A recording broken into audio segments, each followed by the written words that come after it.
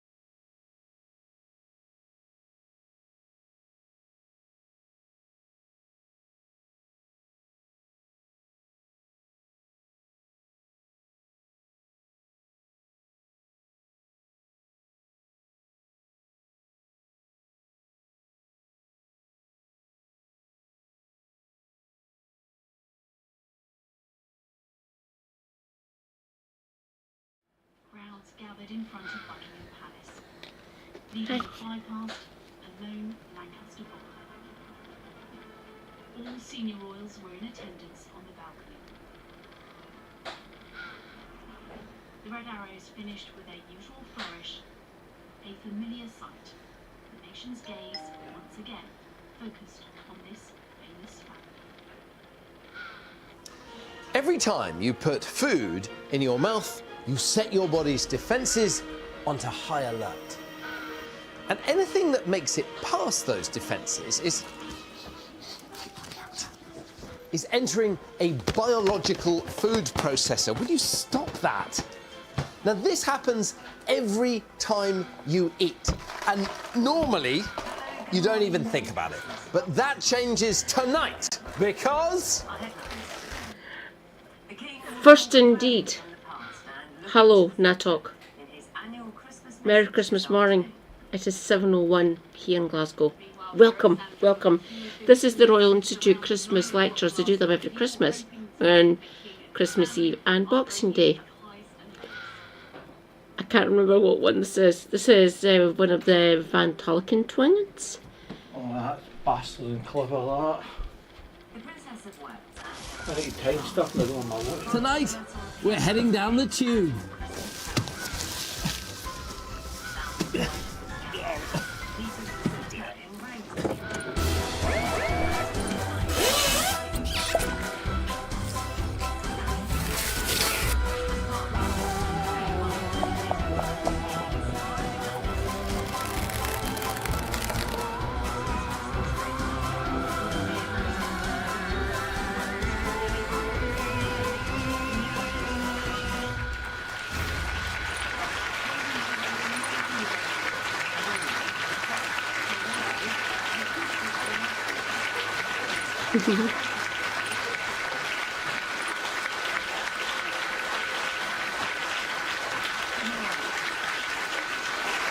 Jack, can I get rid of that?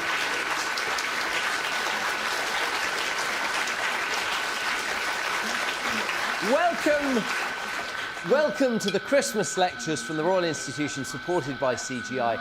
I'm Chris Van Tulken and I'm going to be showing you why food matters.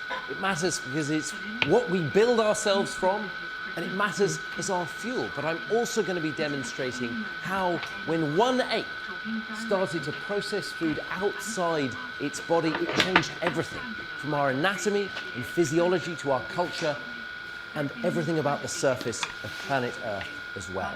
Now today we're going on a short journey. It's just 7 meters long and you can see that journey here on this perfect, accurate representation of me. This is what I look like without my clothes or my skin. Merry Christmas indeed. Good morning, Natok. How are you? I love the Christmas lectures. I watch them each year. I've watched them for the last years. Because I'm a scientist. Me. This one should be good. As you can see, it's all muscle under the shirt. And we're starting in my mouth and we're going to the other end, via the esophagus, the stomach, the duodenum, the jejunum, the ileum. Then we get into the colon, the ascending colon, the transverse colon, the descending colon, into the rectum and out the other end. And this tract, this gastrointestinal tract, is where our food is broken down and then absorbed and, of course, transformed. We are going to need a few gross alerts along the way. Now, eating is a hazardous business because you will all know one of the first things you learn in biology is that a central project of all life is to keep the outside outside and the inside inside, not to get them mixed up. So putting things inside the tube is risky. It comes with the risk of microbes, pathogens, toxins, and so the entrance to our gastrointestinal tract is extremely tightly guarded. And the defenses begin when you even just start thinking about food. So I want you all to think about eating something really sour, like a lemon. Now, can you feel the saliva pooling inside your mouth as you think about eating this acidic food? To help us now explore the defenses that are at the beginning of Doesn't the have one tube, with me. all of them, I want you to welcome Associate Professor in Public Health at University College London, and of course my identical twin brother, Dr. Zand van Tulleken.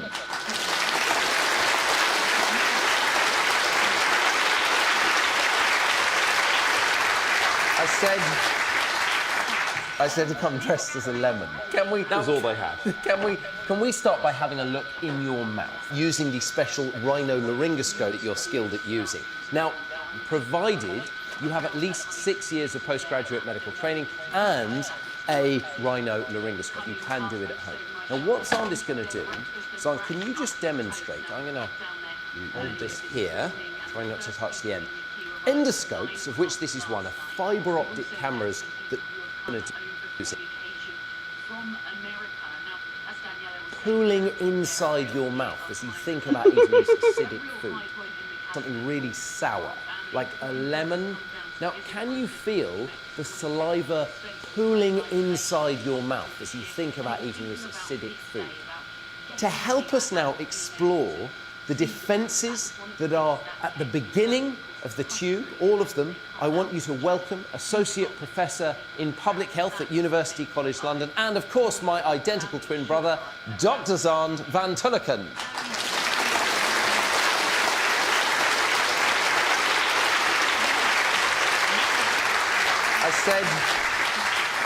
I said to come dressed as a lemon. Can we? That's all they had. Can we start by having a look in your mouth using the special rhinolaryngoscope that you're skilled at using? Now, provided you have at least 6 years of postgraduate medical training and a rhinolaryngoscope, you can do it at home. Now, what Zand is going to do, Zand, can you just demonstrate? I'm going to hold this here, trying not to touch the end. Endoscopes, of which this is one, are fibre optic cameras that doctors and other clinicians can use to look inside your body. You can put them up the back passage, we can put them down your throat, but this is a very, which we're not going to, well, maybe we will. Let's not give any spoilers. And if you see there's a light on the end of it, and Zand has a controller so he can move the end to look around corners in the body. And the first thing we're going to do is have a look in Zand's mouth. The first thing you see are the lips. Lips are incredibly sensitive. You can detect lots of toxins. Just get on with it, Zand. Put it in your mouth. So as we go into Zand's mouth, we can see at the back of the mouth 2 white scars from where Zand had his tonsils out. The dangly bit is the uvula. And let's have a look now at the surface of your tongue. Put it right down. Yeah, nice. That's a lovely view. Now you can see the buds on Zand's tongue. What are those buds? Do any of you know? Taste buds. They are not taste buds. They are papillae. Now your taste buds are inside your papillae. Your papillae are buds, your taste buds aren't buds. They're more like little pits. They're so small you can't see them, and they're collections of very specialist cells. So it's a bit confusing, but the papillae, all the rough lumps and bumps, that is where we find the taste buds, okay? And your taste buds are sensors that detect the chemical properties of your food. And they send information to your brain, and then you can decide whether you want to receive it, swallow it, or if you want to reject it. Now, your mouth is also a chemical factory. And Zand, I want to put in, I'm going to let you pick your tomato. So you pick, okay. You pick, maybe a small one. Now, I want to show you first, but don't chew it just yet. Okay, so we've got the tomato in the mouth. Now you can see, I want you to see this perfect sphere at the back of Zand's mouth. This is potentially covered, it might be full of poisons, not all red berries are safe. So Zand, I want you to move it over to your molars, bring it to the side of your mouth, and we're going to see if we can film Zand with the first stage of breaking down food, the mechanical destruction of food. Because your body destroys food in 2 ways, mechanically and chemically. And here we go. So Zand's going to apply pressure. There we go. Very skillfully not biting his tongue. He's mixing it with... endoscope. All the endoscope. Don't bite the endoscope. That's the main thing. We cannot afford to buy a new one. Right. He's mixing it with saliva. Now, you make 1.5 liters of saliva every day. You make about this much. You're swallowing it constantly. And saliva is amazing stuff. So whilst he's mixing the tomato with the saliva, it's going to lubricate the tomato. It's full of chemicals called mucins, which make it slippery and slimy. It's going to clean the tomato. It's got chemicals and antibodies to kill pathogens, microbes. It's also got enzymes that start digesting the food in your mouth. They break down starches and fats, amylases and lipases. And finally, it's got chemicals that neutralize the amylase and the other ones you get are protein destroyers. They break down the proteins. They are especially efficient at breaking down fibre and complex proteins. The steak. Since it's Christmas, roast turkey or goose or duck. They are specialised at breaking down long chain proteins. Yes, it's amazing at breaking down stuff, and we all need to do it every day, obviously. Ooh, peas and bacon, rejoice. acids in the tomato so that they don't damage Zhan's teeth. And Zhan, I think you are now ready. There we go. Dismantled, partly digested tomato. Zhan, big round of applause. Thanks very much. Give it a swallow.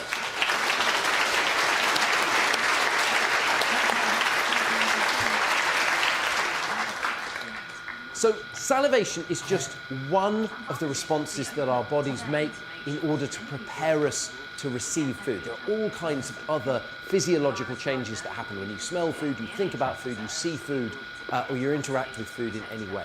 But what if the food on our plate doesn't match our expectation of what we've been led to believe it is? Well, to help us explain that, I want to invite national treasure, legendary chef, and judge on the Great British Bake Off, Dame Rejoice, Omaha cat dancer. Merry Christmas, Omaha. Good morning. Breakfast. Peace and bacon. You Hello. sad fuckers with nothing better to do be on the fucking computer on Christmas, eh?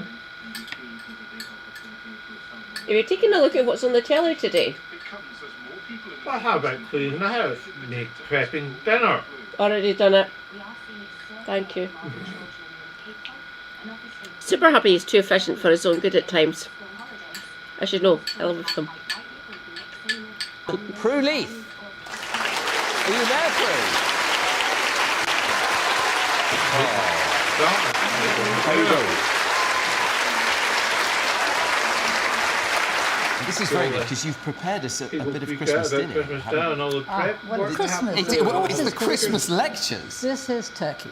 You've got some a standard turkey. Turkey veg spuds. Great. Okay. Tell me about food appearance. Is it important, or do you just have to get all the flavour right? Well, the flavour's important, but I tell you what, chefs always say you eat with your eyes, because they know perfectly well that if you don't like the look of food, you won't try it.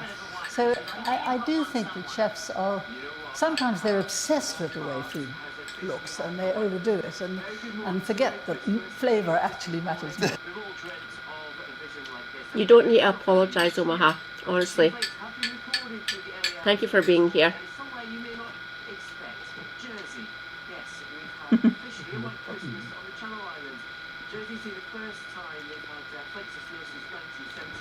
I've always said this. Oi, Gonk. Stay there, Gonk. Self-care is good care. As long as you have fun while you're here, before you leave, and relax and have power sleep. Thank you for being here.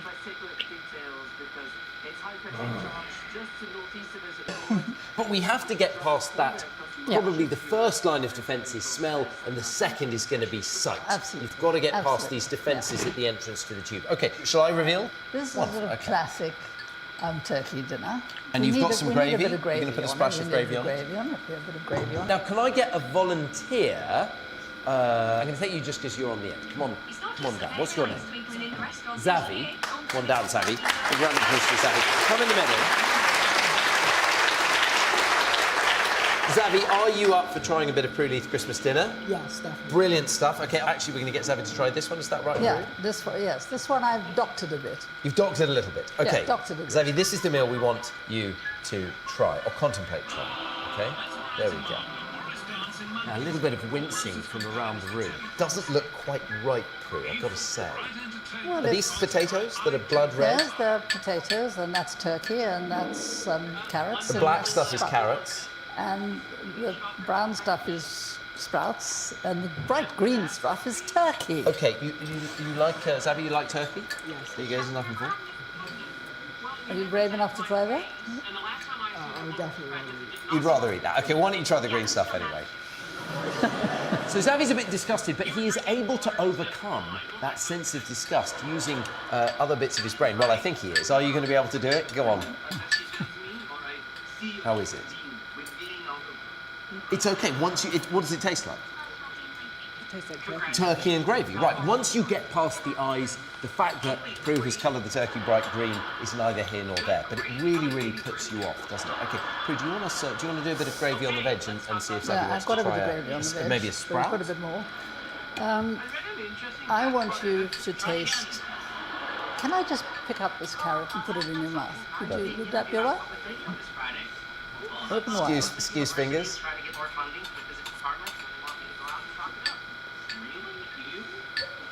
Zavi, what do you make of that? Very sweet. It's very sweet. Is it a carrot? No.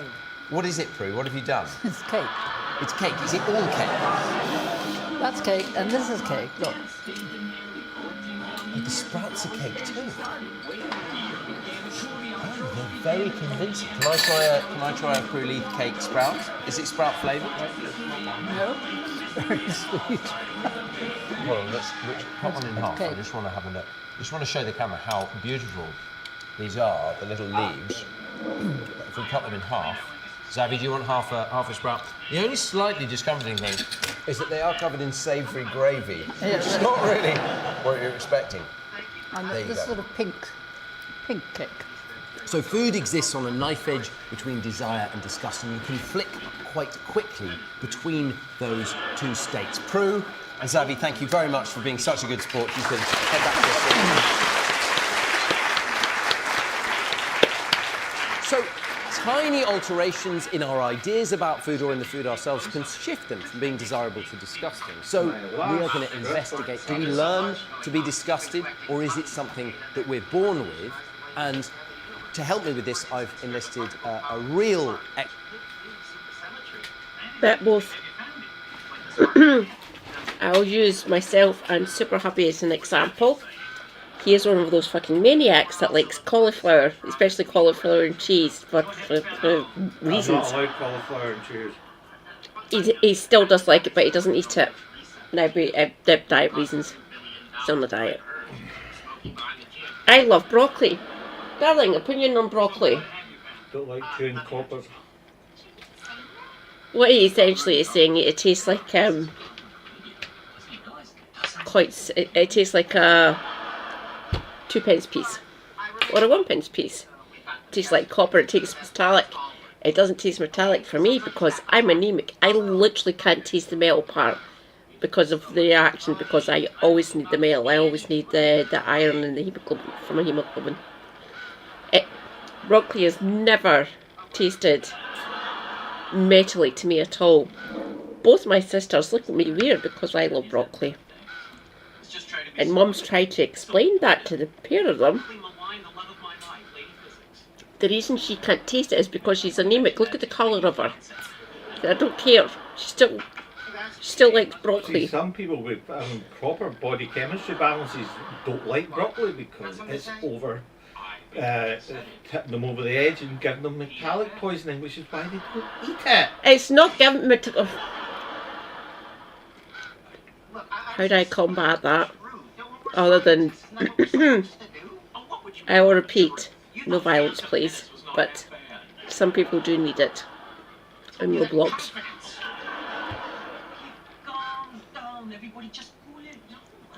expert. She would be with us today, but it is well past her bedtime. So instead, we filmed her earlier today in the RA. This is my baby daughter, Indigo, and she is 9 months old. We can see her there. And Indigo is great for doing this experiment with because she's hardly tried any foods ever. So we're going to put some foods that you would all be disgusted by, that none of you would want to eat, and see if if she has an inbuilt sense of disgust. So the first thing we're going to try is some live earthworms in dirt. So there we go. That's my wife Dinah. We've got two very severe RI scientists standing behind her collecting the data. And so Indigo, no sign of disgust. She's not pulling a face, she's not distressed. She's enthusiastically engaging with the worms. She's picking them up. Now the question is she gonna put one in her mouth? She's definitely not disgusted. Now we did do another experiment where we gave her a hospital bowl with a very convincing large human poo in it. Now, of course, this is a cake made of dates, doesn't smell bad, but she has no aversive reaction at all. She's got no intellectual knowledge about poo, about pathogens, about infection. To build up the memories of food that allow us to desire them or be disgusted by them, for the most part, we need to experience them, and we need to use our senses, and particularly our sense of taste. There are some smells that we seem to have an inbuilt dislike of, even if we can learn to love them eventually. And there are some Technically, we can. It also gets received when we hear food cooking, like on the hob, in a pot, in a frying pan, in the oven. We can hear it as well, and that's part of the response we have to food. It's a whole sensory experience for us. Why do you think restaurants exist? I think that you are the smartest physicist at this university. See? Lies. They're not that hard.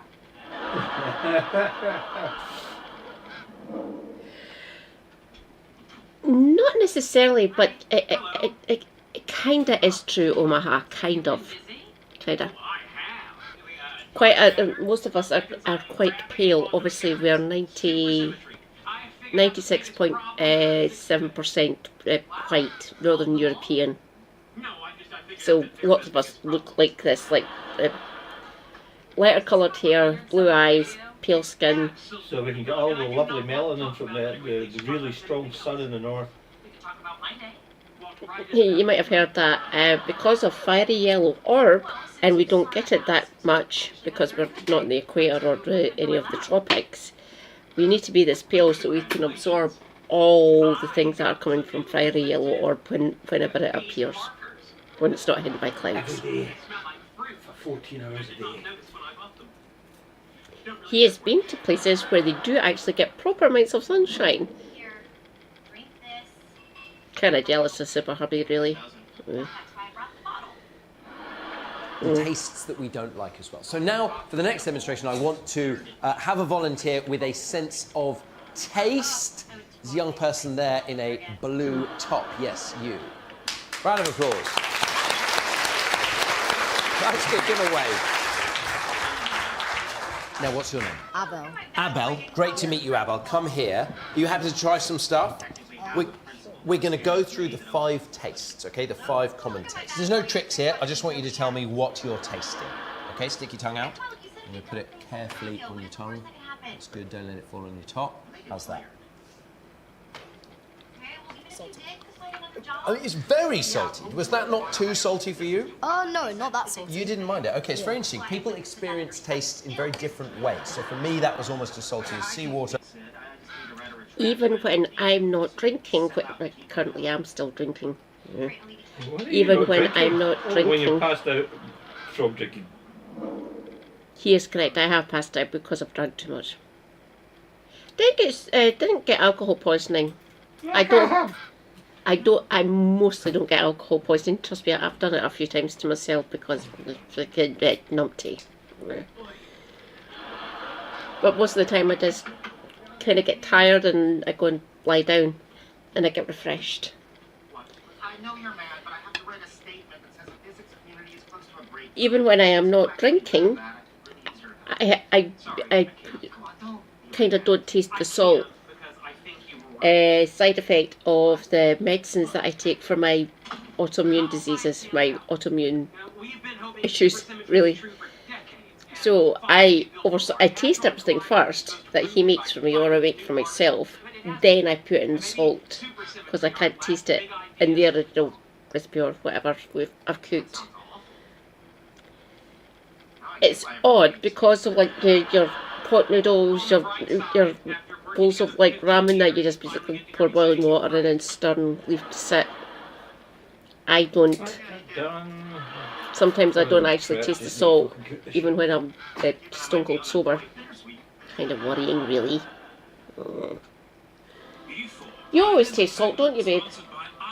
Some of us weaned ourselves off the Western diet of salt. He doesn't need to taste the salt. He always tastes it. I don't. Because of one of the ones that I use for my nerve pain, my nerve issues, actual nerves in me, I need one that actually depletes the sodium and potassium components of salt, like table salt and sea salt. That's why I don't taste the salt when I'm eating things. I check every so often, like I put a bit of salt on the back of my hand and and it takes like between 10 and 15 seconds, which is an eternity to be able to taste salt. Like if I actually brought the container of salt through from the kitchen, he'd smell it even before I get anywhere fucking near him. I don't. For Abel, that was just fine. Your metabolism is And fucking salt mental. taste, let's have a go at that. Kind of sweet. Kind of sweet, Yeah, not, Or it's not, not very yeah. sweet, but kind of sweet. not very sweet. It's have another go. I didn't touch my tongue. I'm being careful. No double dipping here. Yeah. It's sweet, isn't it? That's sweet taste. So salt, very, very important to get your salt taste right. Too much salt, you die. Too little salt, you also die. Salt is one of the molecules that keeps you alive. Sweet. Was it nicer than the salt or about the same? I mean, I have a sweet tooth, so I'd say this sweet liquid was Did you love the sweet liquid? not love, but I liked it. Yeah. It was fine. Okay, good. Okay, try this one now. It's tongue right out.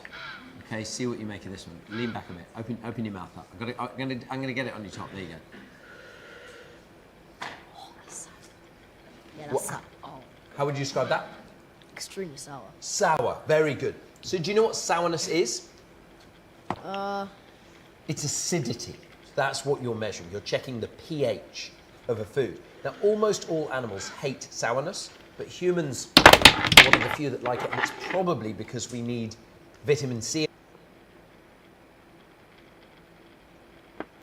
Lemon is the best fruit ever. I love sour. Give me sour. Do you like sour, darling?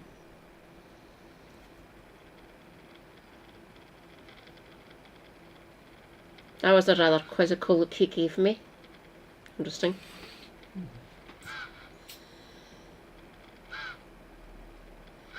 Ah! Your sea salt, Omaha. If you can get it, if you're near the coast or a lake or something. If you're on the coast, sea salt is easy to find, obviously. And the best sea salt is either Ireland or Scotland. Cleaner waters, lots of coast. Just type in the coastline of Scotland or Northern Ireland or Ireland itself, because there is only Ireland. Just check out the coastline. We have some of the best sea salt producers in all of Europe. It gets shipped to the continent, even though Brexit. I love sea salt so much. In our diet, and vitamin C is a sorbic acid, so it gives us a sense that the acids can be quite nice. And it's not that unpleasant, is it? It's sour, but it's yeah, somewhat it's, refreshing. It's not unbearable. Stick your tongue out, Abel. That's very good. Now get that right to the back of your tongue.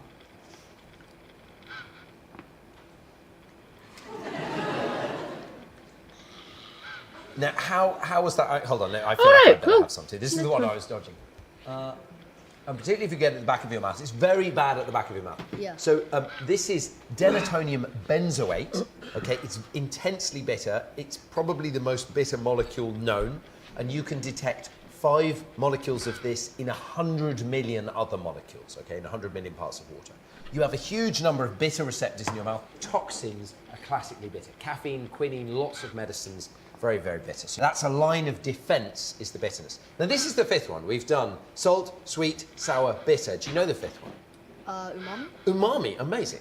This is a Royal Institution audience. Of course you knew it was umami. Stick your tongue out and tell me what this tastes of. So this is monosodium glutamate. And there are a few different molecules that can be put together to give you umami, which is savoury flavour. You getting that? Yeah, I'm getting a hint of savory. Yes. Okay, now look, let's mix together a splash of all these. Let's add a little bit of bitterness, not too much. Okay, pour in some of that. I'll add a bit of the salt, bit of sweet, pour in some umami, bit of sour here. Now have a swig of that and see what you make of that. You're very up for this, Emil.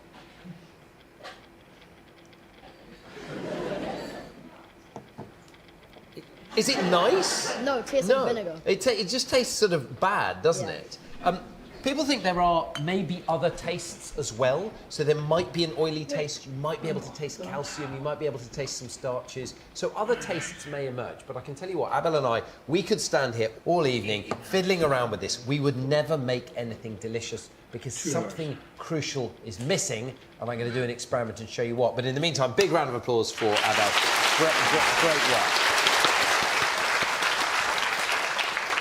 So we talk about delicious taste, but actually when we isolate those tastes or mix them together, it doesn't quite work. Now, you have all been given nose pegs, I believe.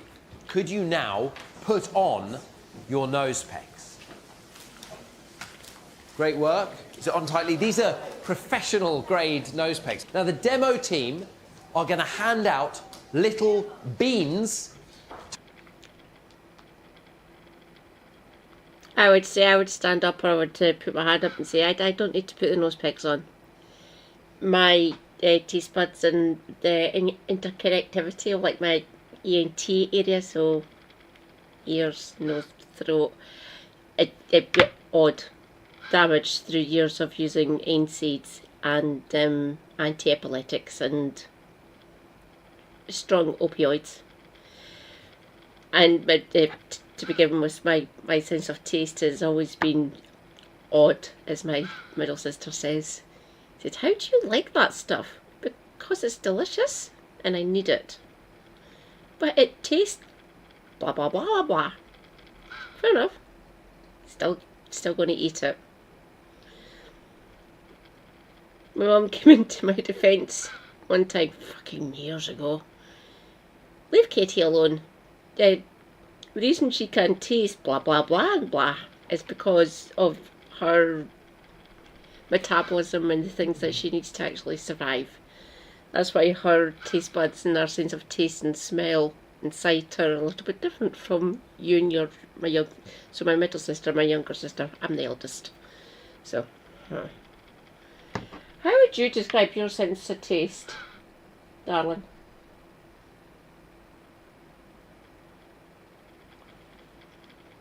Normal? It's all subjective. He is correct, it is all subjective.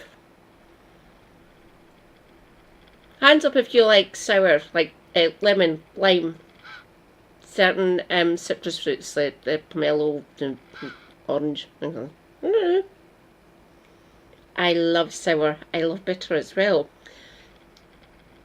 Extremely bitter for my middle sister is not the same for me because it just tastes kind of bitter, but I still like it. She doesn't. Neither does Mum. My granddad was the same my dad's dad. He had the same sort of flavour profile recognition as I do. And we look at everyone else, including my granny and my dad, and both my sisters and my mum, kind of just, me and Grandad look at them. You don't like that? We love this flavour. The human sense of taste is really fucking whack. To all of you, they're going to pass them on. So take just one bean and don't do anything with it yet. Just hold it in your hand. Pass them on as quick as you can. And no one's eating their bean yet. And police the people around you. Okay, so everyone's got their nose pegs on now. Okay, and I'm going to do this with my fingers. Keep your nose pegs on, take a breath, put the bean in your mouth and chew, and keep the nose pegs on. You won't be tasting much of anything. When I say, on the count of 3, you're going to take the nose pegs off. 1, 2, 3. You will all just have experienced a burst of flavour. And say the name of the fruit you can taste together now. No, these are banana-flavoured jelly beans. That was just underlining Prue Leith's point earlier that we eat with our eyes.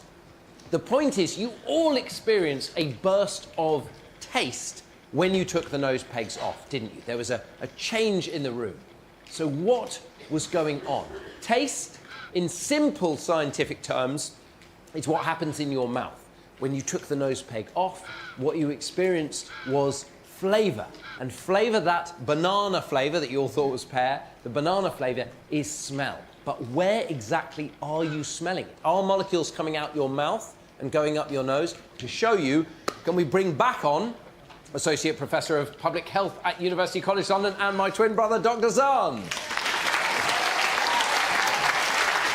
And you've really dressed for dinner. Okay, good. All right. Well, we have a meal. I'm a little hungry now. We have a meal. Yeah, we have a meal coming up. Great. So Zahn is now, use the endoscope. Zahn's now going to show you a view of the human body that is extremely difficult to get if you aren't the patient.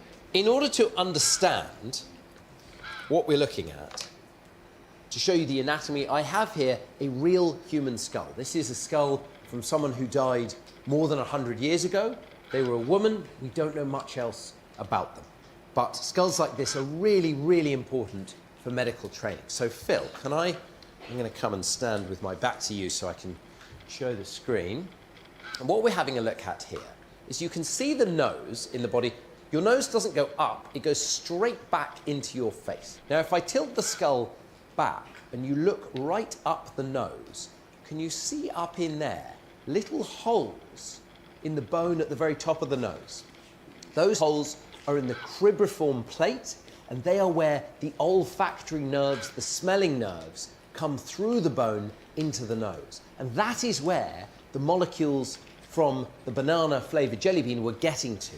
And this is what Zahn's going to show you. So I've now turned the skull around. That's the back of the head. And he's going to look here. That's the nasal septum, the bone that divides the nose in two. Those holes go out the nostrils, and you can see the ridges of bone, the turbinates, inside. So that's where we're going to have a look now. So he's now looking upwards, and he's going to see, this is really, really difficult to do. We're going to see if we can get a view of the back of the nose, and there is a spectacular view. This is the bone, the nasal septum, that divides the nose in two. If you went out either of these holes, you'd come at his nostril. Slight tangent. That one you can see right in the centre of that video there, that's the one that gets destroyed if you keep on taking nose candy. That's the one that gets destroyed because cocaine has essentially got acidic and alkaline parts to it. So that's the one that gets destroyed, and that's why lots of people's noses collapse. They go out down that. They're like, they get squished and they go out and they open it like that, and it destroys the nasal cavity at the back, just behind the nose and behind the eyes. So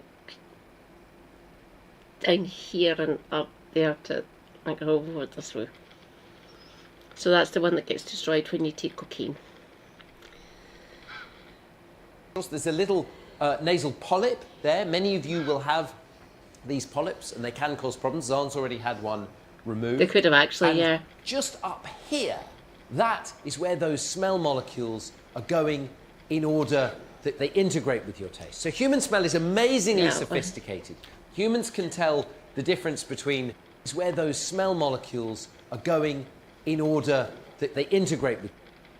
So those ones are up here, they go up here and they come back down. So they're in here and at the back by about a third of a centimetre behind, or about a half an inch. I used to take it.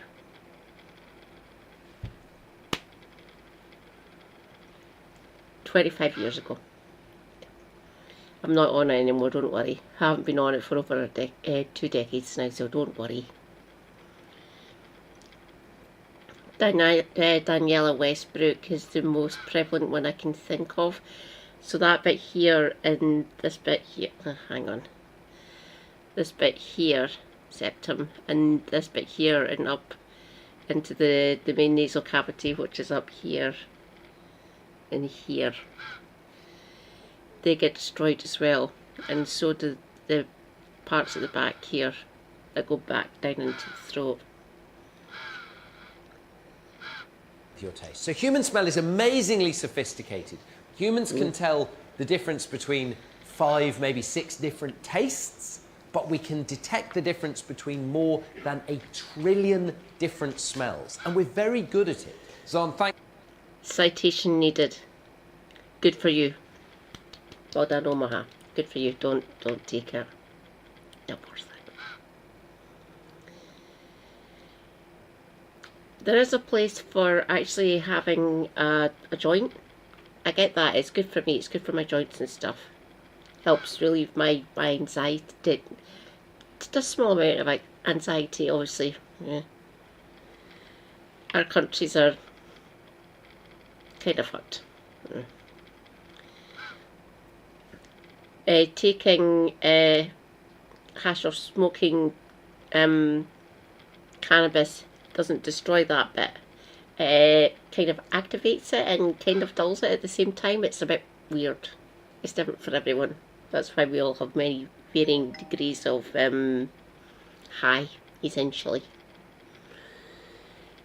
So this bit, these ones, and this bit up here, which is about this bit here, they don't get destroyed by smoking hash or having a bong. But cocaine, crack and heroin actively destroy those parts. Thanks for an amazing view of the back of your nose. Not easy to do that. Now just stay there, because actually get ready for the next view.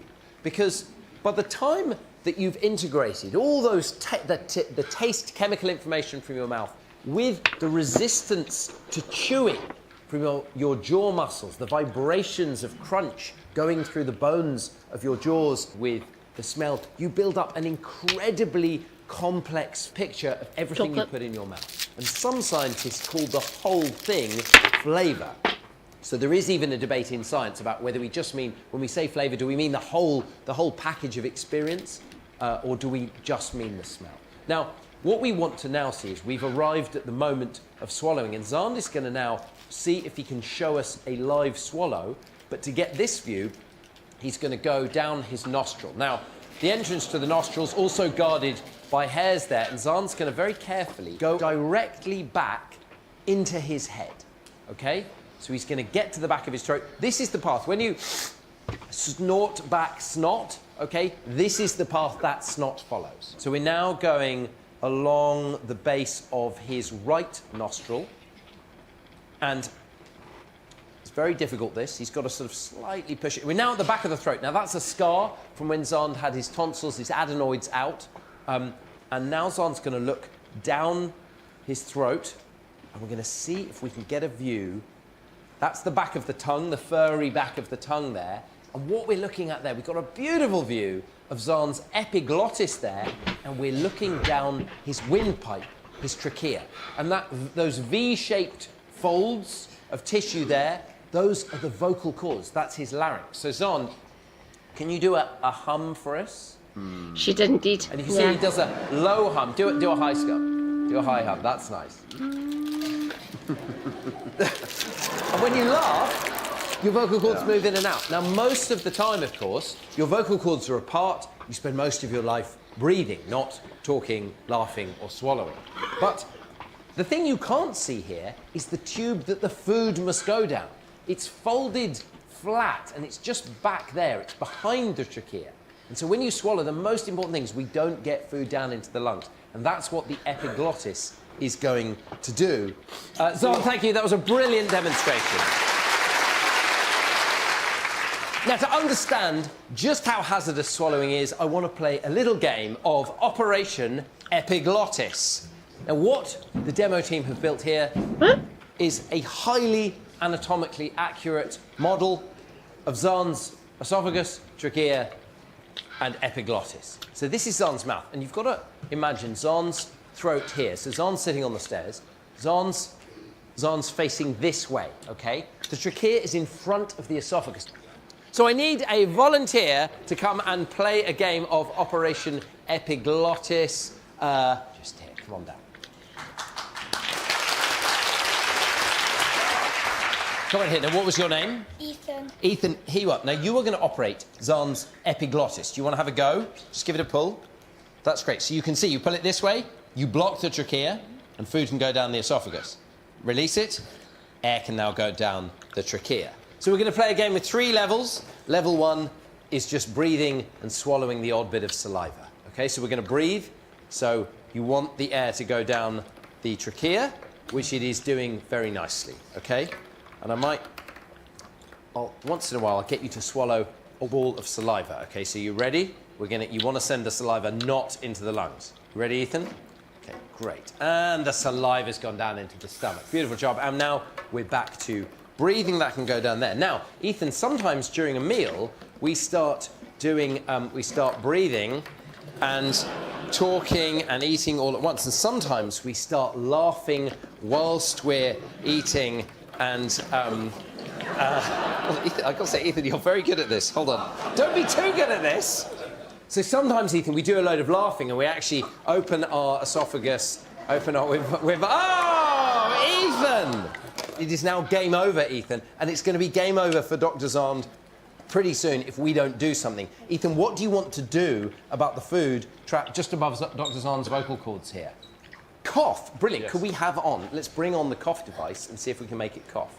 Perfect. Now, Ethan, the cough device is fair to say a bit temperamental, so I'm gonna come and stand back. Ready? 3, 2, 1, go. Whoa! Very nice work, Ethan. Bravo. Back to your seat. Great job. And if that hadn't worked, we could have done some abdominal thrusts and moved to the next level. But luckily, Ethan, you got us out of the hole. Brilliant, brilliant work. Now, Zahn, we have prepared a very, very, very expensive, sophisticated meal for you. That is what I've dressed up. I'm looking forward to it, Chris.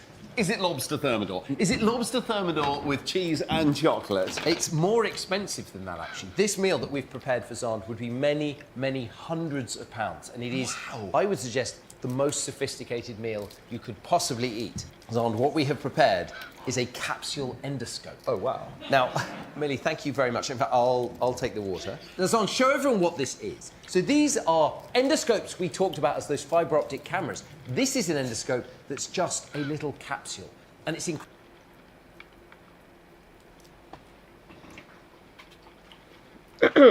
Please excuse me, I'm stuffing my face with chocolates. My lovely MB sweetie, my darling, who I saw yesterday at my sister's, she came down from Perth with my mum and my stepdad. Sorry, darling. They've had that 4 times in their life because they've got Crohn's. She has to go up to Aberdeen for it, oddly enough. She had it once in Ninewells, which is in Dundee. It's a hospital in Dundee. She had it once in Ninewells and 3 times up at Aberdeen Hospital. Darling, how far away is Aberdeen from us and how far away is it from lovely sweetie? 70 miles or something from Perth. 70 miles from Perth, so it's probably 140 miles, 150 miles away from here. I have no idea. Never been in Aberdeen. I've been in Aberdeen 6 times. Mostly to see my uncle. He was a naughty man. He wore tartan trousers to my cousin's wedding many years ago, and it inspired Super Hubby. I wasn't going to let him wear the tartan trousers for our wedding. He did wear a 3-piece suit though. He looks absolutely gorgeous. I married him for a reason, after all. Tartan trousers proper wear. Do not listen to Super Hubby. He's being a moron. You wear them in Glengarry's. It's a hat. I can show you a picture of a Glengarry after this. Incredible. It's got a camera at both ends. It's got a flashing light source, as you can see. It's got a battery inside it, and it has a radio transmitter. So when Zand eats it, we will get images from inside his body. Swallows it, not eats it. Swallows it. Yes, that's true. You shouldn't eat them. Yes, don't do it. Don't do it. Okay. Zand, have a big gulp of water. What you are now going to see is what we pre-recorded. Now, the pill is in your stomach, the pill endoscope. Yeah. Now, Zand, how did that pill get into... Don't get me wrong, I like tartan trousers, but I wasn't going to let him wear them for our wedding. I wanted to wear the full Charlie, which is the full outfit. So basically the the shirt, the waistcoat or waistcoat, the jacket, the kilt, and the hose, which are basically big socks, and the brogues. I do love a brogue. He would have looked absolutely gorgeous. Don't get me wrong, he looked gorgeous. I loved the suit he was wearing. He looked amazing. Yeah. I still dream about him wearing a full kilt outfit for our wedding. I've got a picture of an AI picture of me wearing a kilt somewhere. I have no idea. I've been meaning to buy a scanner and uploading them all and just putting, I don't know, the overlaying like the face of the Hulk or something. Maybe the face of Loki. He is a bit of a joker. With far too much fucking power, really. So you don't see his face. I try not to put his image online. I'd want everyone to see him because he is absolutely gorgeous. Oh, God. Right. It's not even 8 o'clock and you're on to the stuff you weren't supposed to drink until after dinner. Fuck it. Your stomach. Did it just fall down by the force of gravity? Much drink, Well, yes, so you'll be sure. finished No, by it didn't. You know this. You're a doctor. Okay, so my esophagus is smooth muscle, and those rings of smooth muscle squeezed it down through a process called peristalsis, so it got pushed. Very good, down very good. into Right, my so it's squeezed down there deliberately, and that means that we can...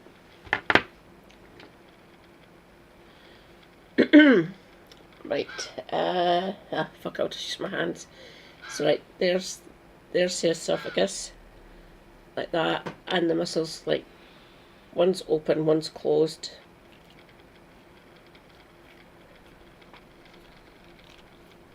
It's like, you know, like a stress ball. So it's basically going like that, like you're using a stress ball. That's how peristalsis works, and it gets it from the esophagus down to the upper portion of the stomach. Then it kind of falls or gets contracted down into the centre of the stomach, where the hydrochloric acid, one of the strongest acids known to man, which is inside us.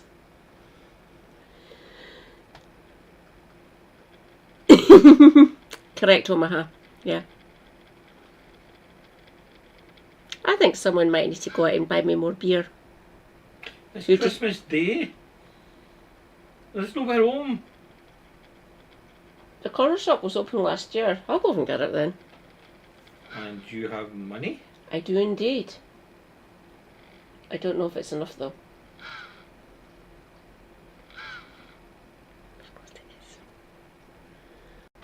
eat in all kinds of situations, can't we? You have money. In space, upside down. And that is why, Zan, for the next course of your meal, I'm going to invite you to a very fine dining establishment with some quirks. Come with me, Zan.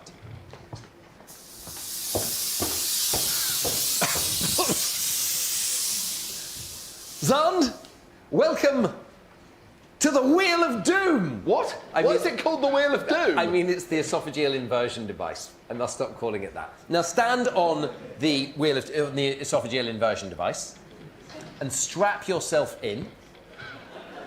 Great. Now, Zand, for the second course of your meal, we're going to turn you upside down and to get you to drink some cream. Are you ready? Invert the esophagus. Here he goes. Great work. Okay. Now you're upside down. How are you feeling? Okay. Not nice, is it? Now, see, have a big gulp of cream. Are you swallowing it? The cream is not pouring out your eyes, your nose, or your mouth. I thought it would, but Okay. it hasn't. Brilliant. Okay, let's flip him the right way up, and that has worked spectacularly well. You can see not only It won't do that. It depends. We're all different. Our tubing is varied. It has been known to come out of people's eyes when they've actually drank that. They guffawed, and it's went up and round and back, and it came out the side of the eyes, or sometimes it came out people's ears. Fucking Christmas Day, I'm lying in bed reading a book because some battles on fucking computer. is the food squeezed down the esophagus, or up the esophagus in this case, very actively, but there are valves along the way that keep it in place. Zand, brilliant work, and I guess the team, can you just spin him around again and get him to finish the meal? Chris! Good luck. Chris, We'll see you later, Zand. Stop it! No, Chris, I'm keeping turning! To better understand the stomach, which is where that pill is now, I want you to welcome a very special guest. She is an anatomist. In fact, she's one of the authors of the current edition of the famous medical textbook, Gray's Anatomy. She's our official anatomist on Operation Ouch. And there is no one better to explain to us stomach anatomy and function that I can think of. Welcome, please, Professor Claire Smith.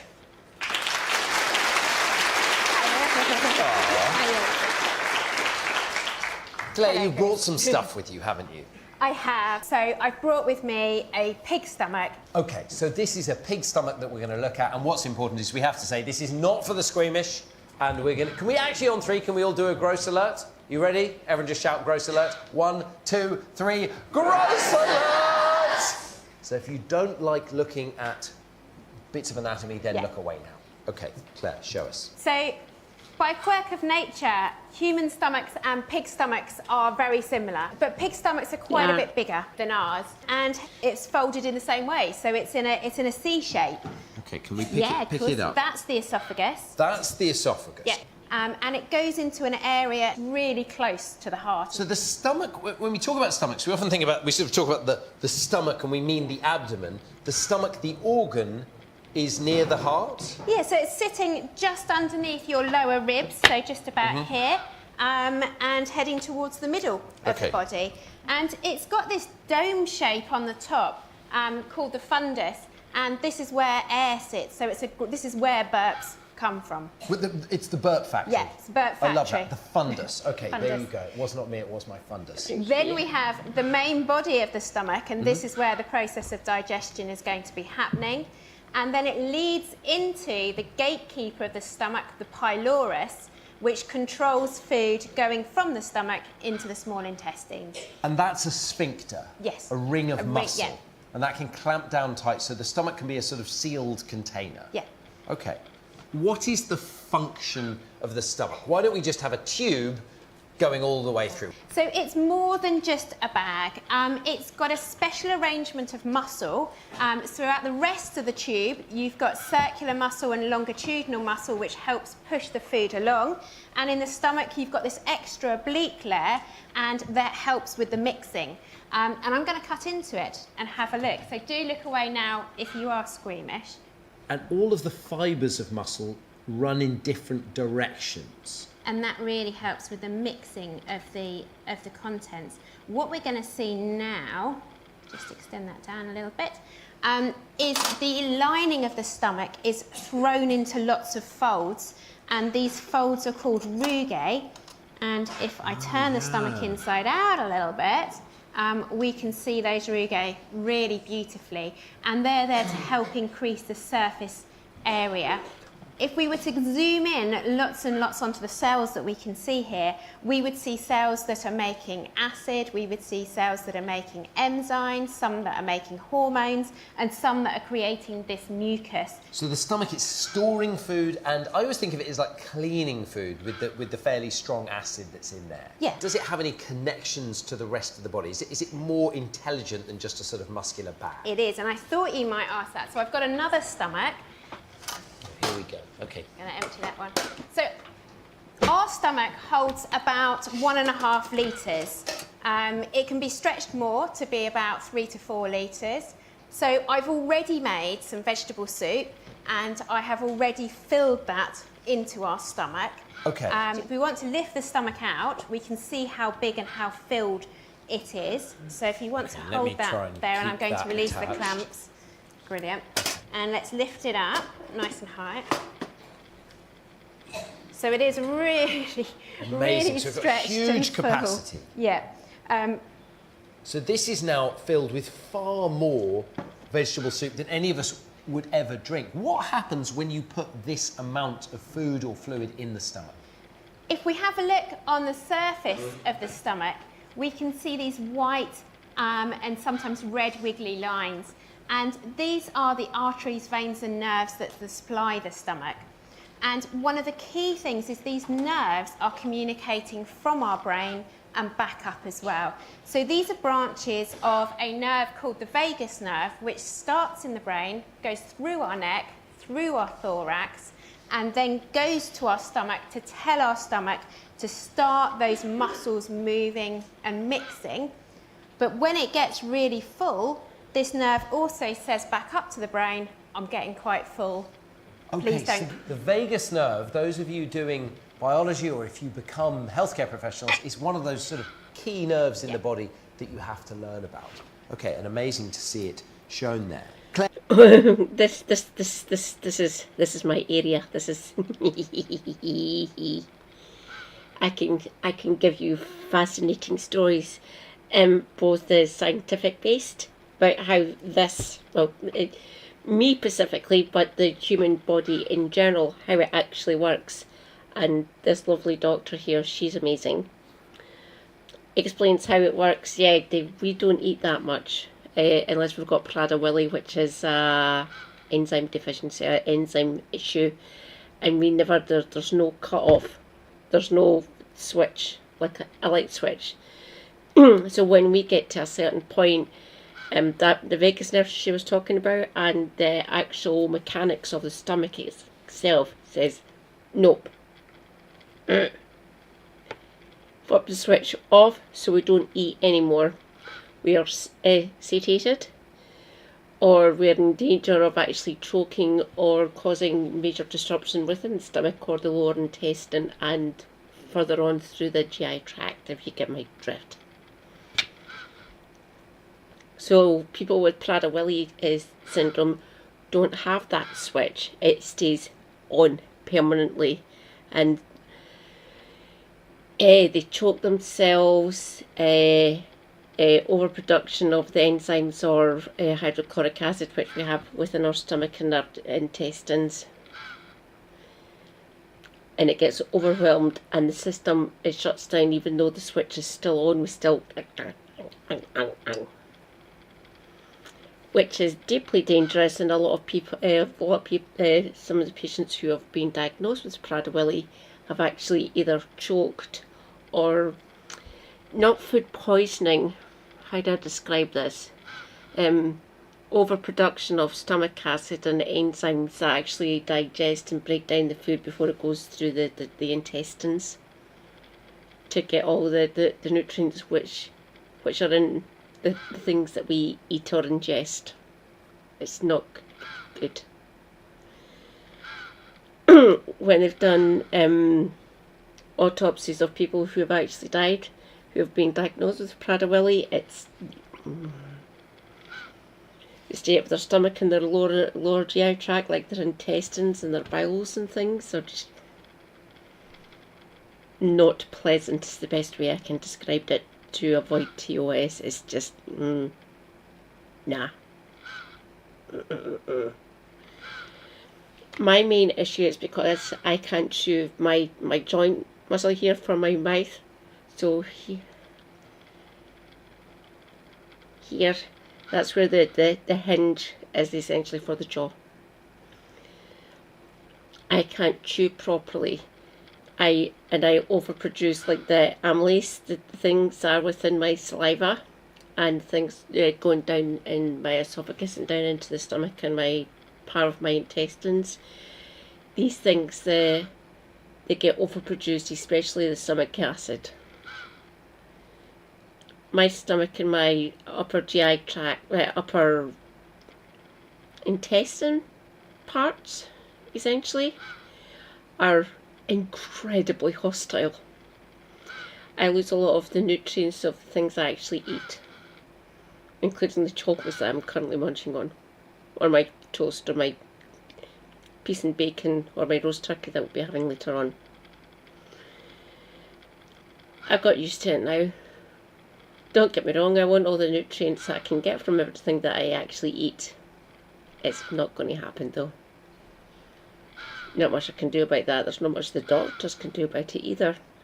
It's just a quirk of my GI tract, really. I try my best though, obviously. I do need the protein and the dairy. That's an incredible demonstration. Thank you so much. Big round of applause for Professor Claire Smith. So it will then be time for food to leave the stomach. And Claire, remind me, where are we heading to next? The food will now go into the duodenum, which is part of the small intestine. The small intestine. It's not that small, that's how I remember it. The large intestine, very wide, small intestine, very, very long. And I'm going to show you where it is here. Oh. Now this is a perfect scale model of my gastrointestinal tract. You can see my lungs, trachea here, and I will pull out my esophagus, my stomach. I'm on PPIs. There's no point in putting me on famotidine. That's a preventative and also a regulator for the issues that I have, but because I got diagnosed in my 30s, the damage had already been done, which the famotidine would be one of the preventive parts that would have helped stop that issue from happening, but the issue already happened, and I've had many fucking consequences of it. That's why I'm on PPIs. Omeprazole, or Blosec if you wish, that's the brand name, so it's Omeprazole. I'm on 40 milligrams a day. Oh God. Give me a minute. I haven't actually taken my stomach medicine. Dear God, naughty girl.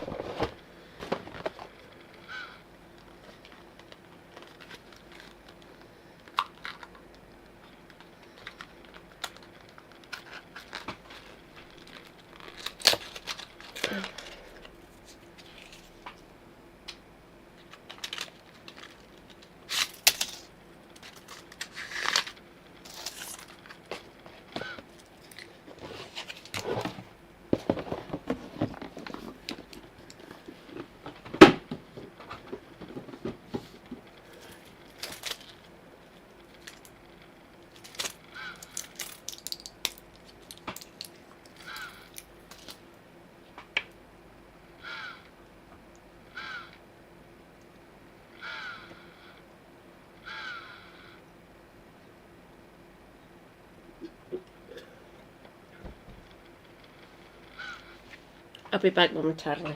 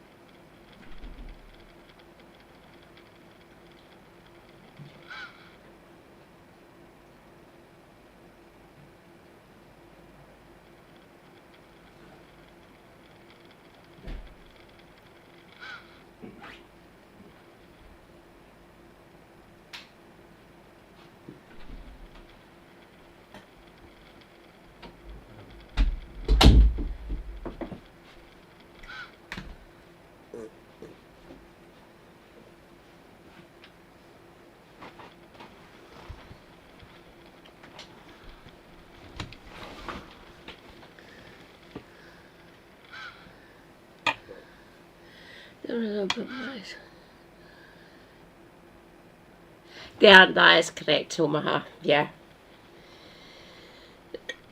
Because of my metabolism and my absorption of the different components within the food that I ingest, the food that I eat and drink, essentially, my sodium levels are already rock bottom.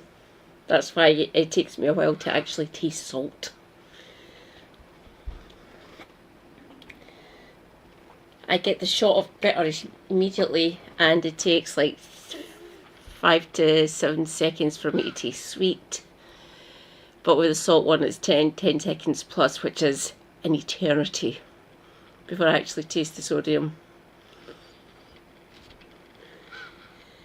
The NSAIDs didn't help with that. They actually reduced the sodium levels because they need the sodium to actually make it get transported correctly. The NSAIDs, the anti-inflammatories I used to be on when I was younger.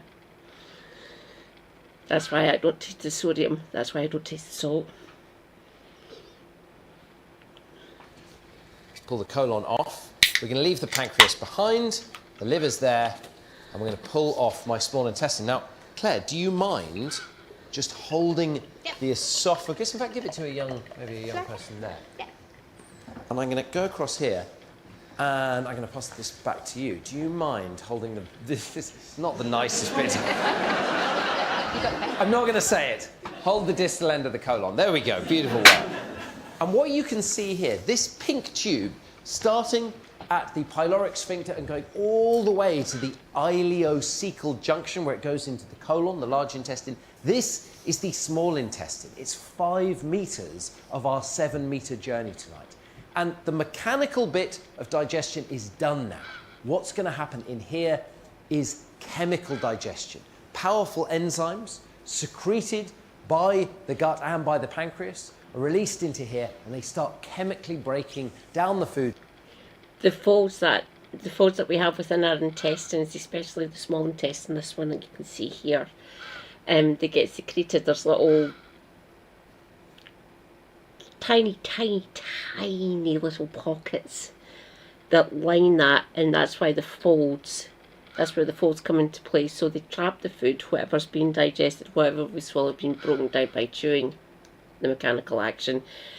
The first stage of chemical digestion in the stomach, and then in the top part of the colon, this bit here, further chemical breakdown of what we ingest, what we eat and drink, including beer, oddly enough, and chocolates.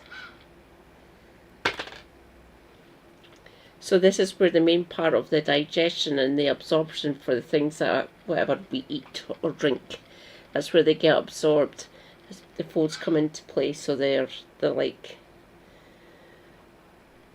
that, or like that. Ouch, that hurt. Trying to describe the way the folds work inside the intestines is difficult when your fingers don't work. There's many people who would be able to show you better, but I just go like that, or like that, or like that. Again, wrists and fingers don't work. Into its individual molecules that can then be absorbed. And why is it so long, do you think? What's important? Who thinks they know why is it so long? What do you think in the Christmas jumper? I think that because it needs to make sure that all of the substances are properly processed and that they get all of the nutrients from them. Very good. I love that. So everything's properly processed and you get all your nutrients. It's long because it needs to have a big surface area to absorb those nutrients. Brilliant answer. Let me show you what the actual surface area of the small intestine really is, because it's more than 50 square meters. So the back row have an exact scale model of the true.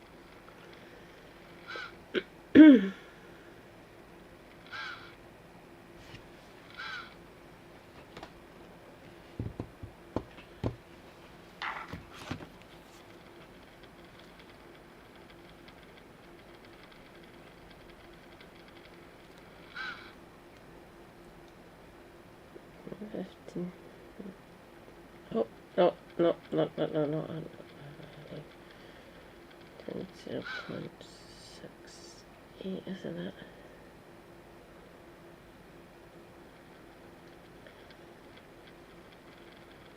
We are 102 square metres within just that bit there, because of the folds and the way it works. It's one of the largest systems known on the planet, other than the marine mammals, whales. Their metabolism is a lot lower, like a fuck ton lower. And in terms of metabolism, the way our metabolism works, ours is actually quite fast. It's up about here.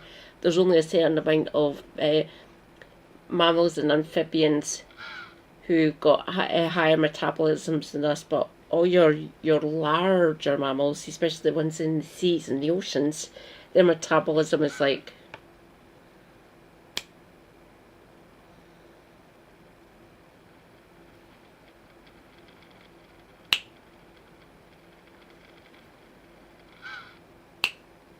ours is,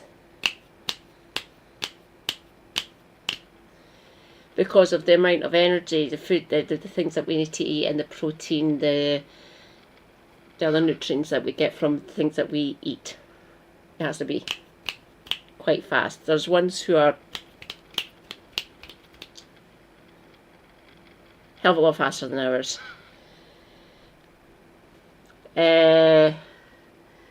Couple of felines, cheetahs, certain breeds of panthers, and another grey ape that's smaller than us. Their metabolism is fucking lightning fast compared to ours. True internal surface area of this small intestine, and you can see it's enormous. It's as if this tube, instead of having a 3 centimetre diameter, had a 10 metre diameter. So the big question is, how do we get that much surface area into a tube with this small a diameter? And the answer we are about to reveal. Claire, can you say the word for us? What do we call them? Microvilli. The microvilli. Yes. The finger-like projections. And Dan, if you're ready to whip away, take it away now. So tiny finger-like projections in here, far too small to be seen with the naked eye. These increase the surface area and allow you to absorb all the breakdown products after your enzymes have gone to work on food. Brilliant work, all of you there with your pink gloves on. And it's really important, like the stomach, you saw there's a rich set of nerves connecting the stomach back to the brain, sending signals back. The same is even more true of the small intestine. It's sending information back to your brain about the nutrients that were in the food, so that you can then link that smell, the experience in your mouth, with the actual reward. Oh yeah, I know that. I wasn't implying that, no, at all.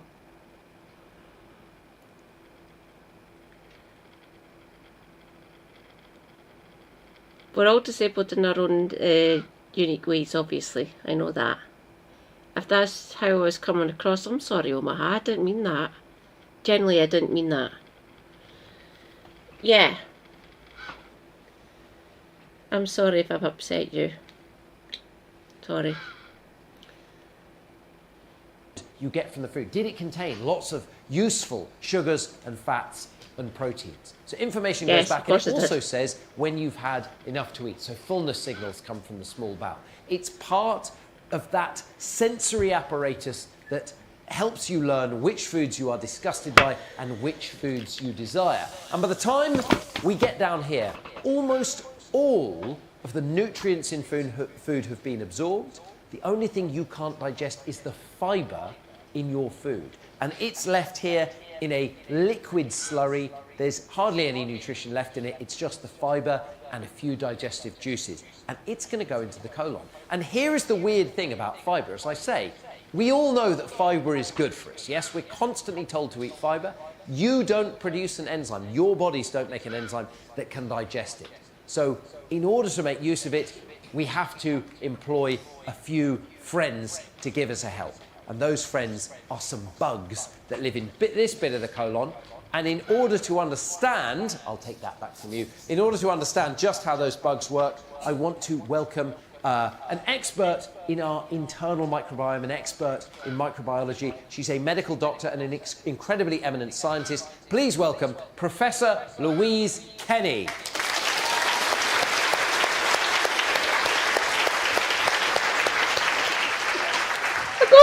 Hi, Louise. Hello, Chris. I thought for a second you had turned into a goat. You brought a goat with you. I have. What's the goat's name? The goat is called Juniper.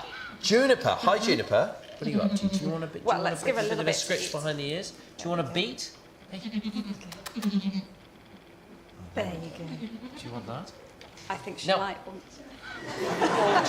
Juniper, hold on. moment Hold on. of Have a stardom. bit of beet leaf. There you go. There you go. There How we are you go. doing? How are you doing? So, why have you brought a goat, Louise? Well, goats are really interesting. They've got a very different digestive system to humans, and they demonstrate the importance of something called microbiome perfectly. So you can see that Juniper is eating lots of plants. Right. Goats have a completely plant-based diet. Juniper, look up here. We've got a picture of your gastrointestinal tract. I don't think Juniper's interested in her gastrointestinal tract. Oh, Juniper. Does Juniper's handler want to come out? Can we get your name? Jenny. Hi, Jenny. How you doing? So Juniper Only eats plants. makes a living out of eating all of that fibre that we're told we need to eat constantly. Talk me through her guts compared to ours. So they're known as ruminants because how they eat is that they eat cellulose-based plants. They swallow them into the first part of their stomach and then regurgitate it. It's called chewing the cud, and they Okay. do that lots of times to help break up the cellulose. So more mechanical breakdown Exactly. of food. Yeah, and you Okay. can see Juniper doing that right now. She's sort of munching away on those greens. She will swallow it down. So it she goes swallows it into down, the. and it goes into this part of her stomach. So you can see that her foregut is huge. And we've heard, many of us, that cows have 4 stomachs. Is that also the case with Juniper? She's got So different. Juniper has 4 components to her stomach, including this really important one, the rumen, which is where they get their name, ruminants. So she'll swallow the cellulose, and within this big fermentation chamber are literally trillions and trillions of microbiota, so bacteria, fungus, and viruses, sitting in this fermentation chamber ready to break down the cellulose. So do goats, I guess most of us would assume that herbivores make an enzyme to break down cellulose in the same way we make enzymes that break down proteins and fats and carbohydrates. That's the key difference. They don't. They don't. Most of their digestion occurs because of these microbiota. Without them, they would not be able to break down their food and they'd actually die of starvation. Really? So, and how much of their calories can a goat get from the fibre in plants? About 70 to 80% of their energy comes from the microbiota digesting the cellulose in plants. Right, they'll also get a bit of energy from some protein and fat in the Exactly. plants, but it's mainly the bugs digesting the The cellulose. cellulose. Okay. Exactly. Amazing. And they would, so just like us, they can't do it. Now, how much energy can we get from plants by contrast? Well, a typical human, adult human,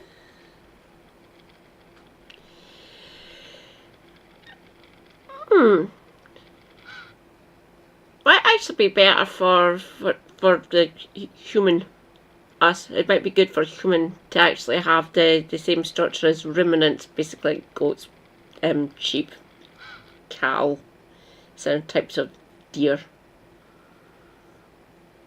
It would work, but we'd probably have a greater urge to eat more veg, lots of like leafy veg, lot more root veg and stuff. Would be good at the end of the day. We do need the protein, the fibre after all, to help move things smoothly and a little bit quicker. Because a lot of our metabolism, especially people like me, my metabolism is jank, slow as fuck, and takes forever. Like it gets dissolved within an inch of its life in my stomach. Then once it gets into like the intestines, because of my muscle issues and stuff and my nerve issues, from it leaving the stomach essentially and going into the intestines, it takes forever. That's why I don't need to eat every day now.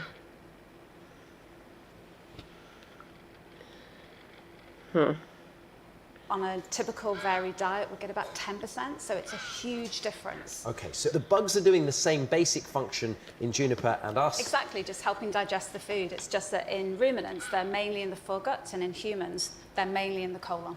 Okay, and what then do the bugs do for Juniper? So when the bugs eat the fibre, what then happens? Well, they break the cellulose down into far more simpler compounds that Juniper can then absorb and extract energy from. Okay. So without that, she wouldn't be able to extract energy from her food, and she'd be a very, very thin goat. Well, and she's definitely not. She's not a thin She goat. seems to be happy. Is Juniper happy? Okay, good. Goats and humans, do we have a similar microbiome? We do, but your microbiome changes over the course of your life, and even over the course of the day, it's far from static. Really? What kind of things change it? It's a really dynamic environment, and it's changed mainly by the environment, and most particularly of all, food. Your diet is by far and away, the most influential factor in determining your microbiome. The soil, if you like, we put in that the bugs grow on. The food that we eat, every gram of food has literally millions of bacteria within it. Okay, that's amazing. I think we can do a very quiet round of applause for Juniper. We don't want to scare her. And for Juniper's helper, thank you so much. You've got another demo here, Louise. Talk us through this. I have. So we were talking about the difference between microbiome in goats and in humans. So these two tubes represent the microbiome of a human here on the left and a goat here on the right. And you can see that they're really different. Instantly, you can see that the microbiome of a goat is far more copious and diverse than it is in the human. So they've got more bugs and different bugs. Exactly. There are about 11,000 species of microbiota in the gut microbiome. Is it just bacteria? No, it's predominantly bacteria, but it also includes things like fungi and viruses. Whereas in the human microbiome, we're far less diverse. So far, we've counted about 3,000 types of bacteria. But there are these commonalities, the blue bugs and the yellow bugs in this model. So in humans, about 90% of our microbiome is made up of just two species of bacteria, bacteria called Firmicutes and Bacteroides. And you can see that exactly the same bacteria exist in goats. Okay. You'd also find them in other mammals as well. But then you have this big bunch of things that we don't have, and within this bunch of the microbiome are the critical bacteria that help break down the cellulose. Do all humans have a similar microbiome if we got the bugs out of everyone in the room? No, it's really diverse, even within species. So there are some similarities, but your microbiome changes over the course of the day, and it changes drastically over the course of your life. It's very simple at birth, and then it becomes very complex as you grow up. And then there's some evidence that towards the end of life, it becomes very simple again. But it's always changing. It's a constantly evolving environment. And I've got an identical twin brother, and you will all know identical twins are genetically the same person. We come from a single sperm and a single egg. Here we are. Now, I'm guessing at this stage of our life, when we used to poo together, we did share quite a bit of our microbiome? Probably, because not only are you pooing together, but you're living in very close proximity.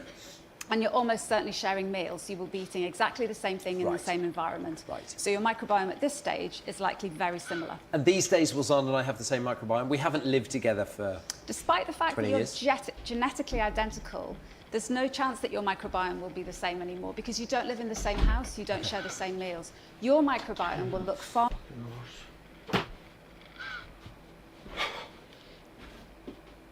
That's Chris.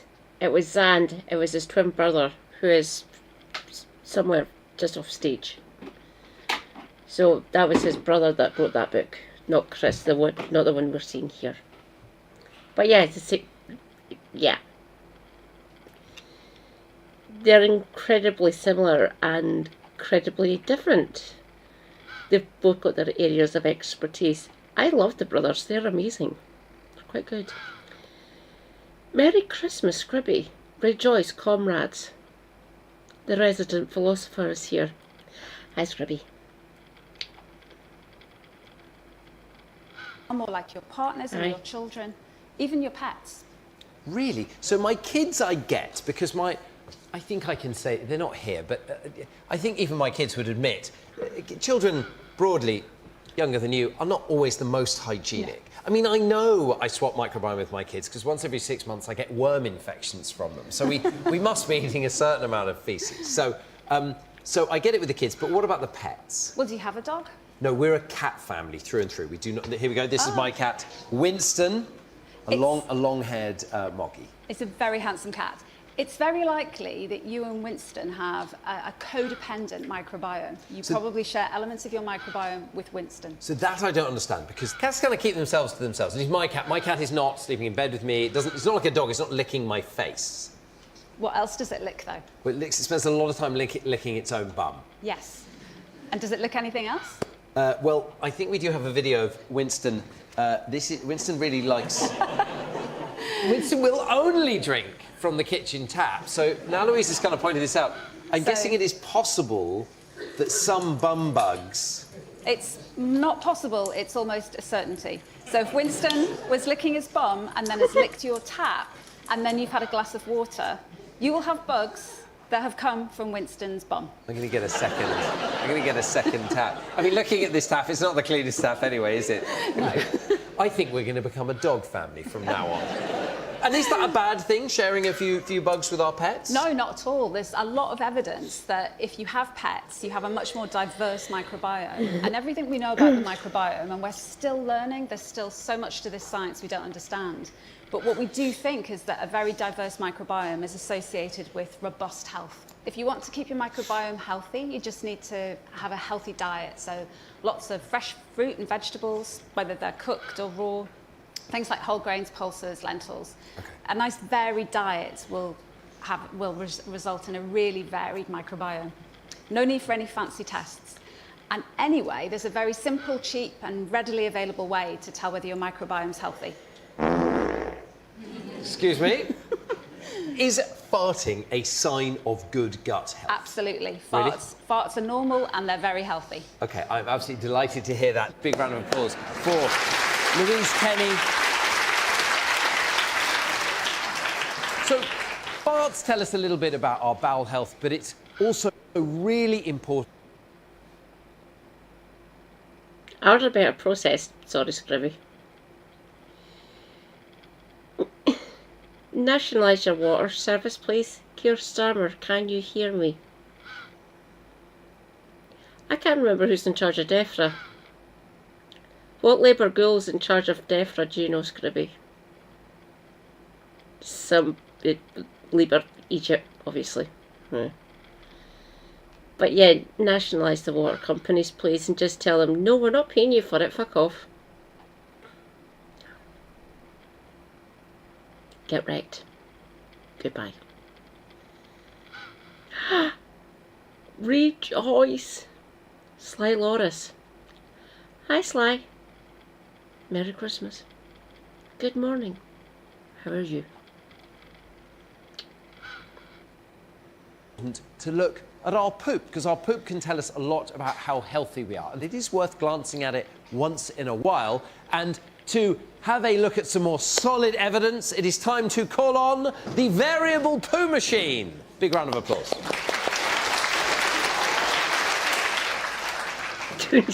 Now, obviously, I'm going to need a volunteer to run the poo machine. Everyone wants to run the poo machine. Now, I feel who... Now, you were... with the snow top, the grey top with the snowman on it, you were very quick with your hand. And a big round of applause. What's your name? Ajay. Great to meet you, Ajay. So what we have here is 4 model colons. Now, do you know what the main function of your colon is? It's got 2 functions. It's the home of your microbiome, the bugs we've been talking about with Louise. So they digest the fibre, but it also absorbs water from your poo. So we're going to make 3 different poos here. You're really wishing you hadn't had that hand up so quickly. So what we've got now, what are the elements? First of all, Ajay's going to make a healthy poo. OK? So what are the 2 things we need for a really healthy poo? Vegetables, great. So fibre, fresh fruit, vegetables, pulses, things like lentils, really good stuff. So this is what we've got, some fibre in this bowl, and I want you to pour some water. Let's add a bit more fibre to the bowl. Great stuff. A bit more fibre, great. And now we're going to pour in quite a bit of water. Pour in that thing of water. And what I want you to do, Ajay, is to mould a nice poo shape out of the fibre. Great stuff. Now, this is what would be happening in your gut. The fibre's all that's left in your colon. And what would happen in your colon is the gut would absorb the water. So you're left with a moist but fairly firm sausage at the end of the gut. So you're going to sit down on the toilet. It's going to make its way into the rectum, and you can see how easy this is to pass into the toilet below. You ready? Just go. And it passes easily, you relax, and it goes into the toilet. Now, if you don't eat lots of fibre, okay, what arrives at the rectum, which is the storage bit at the end of your gut, is more like this, okay? It's just a dried out clump of bugs, so you can mould that a little bit. There might be a little bit of fibre in it. And if you don't drink enough water, it will end up being really dry. The colon will suck all the water out of it. So these are the elements for a healthy, easy to pass poo. Fibre and water is important. And what we're going to see here, so Ej, let's come along here and see if you can get it to go down to the toilet. Now we may have to give a bit of a hand. Can everyone go straight? You've all been, remember when you're very little and you get constipated, can everyone on the count of 3 strain together? 1, 2, 3. It's hold on. I mean, sometimes in hospital you have to give people a hand with this. So there we go. You can eventually push it out. But poos should obviously not be this hard to push out. And if you pass lots of dry, hard poos like this, it can damage the lining of the anus. You can get fissures, hemorrhoids. You can ask your grown-ups about these things after the lectures. Almost all grown-ups have experience of these things. So fibre and water, really important for having an easy poo. You shouldn't have to do all that straining and pushing. So, brilliant work. We've had a healthy poo, a constipated poo. Now time for some diarrhea. Are you ready? So diarrhea, maybe we've eaten some fibre, maybe we haven't. It doesn't matter. Pour the water into there and bring it over here. There are lots of things that cause diarrhea, but the common bugs that do it either stop your colon absorbing water, or sometimes they actually make your colon produce water, and so they make your poo, your stool, really, really runny. So this would be a bacteria like cholera. Cholera makes water go into your stool, and it can be really, really dangerous because you dehydrate very quickly. So pour the cholera poo through there, and in this case, of course, Ej, we didn't even make it to the toilet. We've all been there, a close call, but great work. So, Ej, you've been a brilliant sport. Thank you so much for demonstrating. There is a final scenario I want to demonstrate. You will remember that what should arrive at the beginning of the colon from the small intestine should really just be your fibre. Almost all of the... Which decade is that? 70s? Protein and fat and the sugar, the nutrients, have been absorbed into the body, so the fibre goes in there. But there are some infections which damage the villi, the finger-like projections in the small intestine, infections like giardiasis. When those villi go away, the surface area shrinks and you're left not being able to absorb your sugar, salt and protein. So they go into the large bowel. And Louise, what then happens when it gets into the colon, Louise? Well, the bacteria in the colon... Rejoice, Surly Dev. Good morning. Merry Christmas, Surly Dev. Hi. No, this is the one that happened this year, a couple of days ago, or today. Oh, yesterday, Christmas Eve, so it's 24 hours old. Literally yesterday. So this is this year's Christmas lecture with Chris Van Tulken and his brother Zand. I don't know what's happened to Zand. He'll turn up in the next sort of a minute, really. Don't normally see sugar and fat, and when they do, really bad things happen. Really? Okay. Very bad. And they're quite good at eating that stuff. It's an easier meal for them. They absolutely love it, but it has some quite disastrous consequences for the host. So what I'm going to do now in our final colon is put in a little bit of sugar and fat and protein into this gut, because the villi here have been flattened and this gut is malabsorbing. It hasn't absorbed them. And so we're going to see what happens. Are you ready?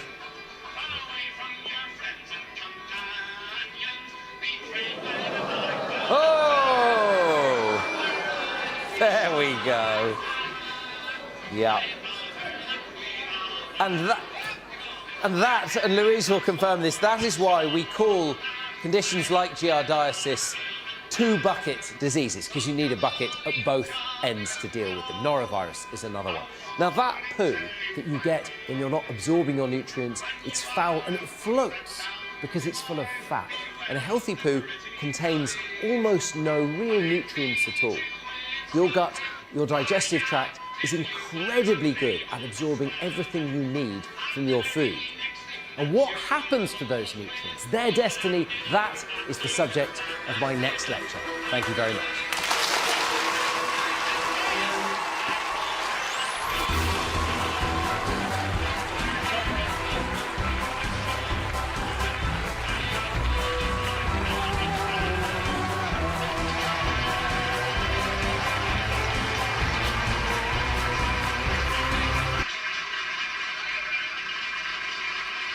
This truck.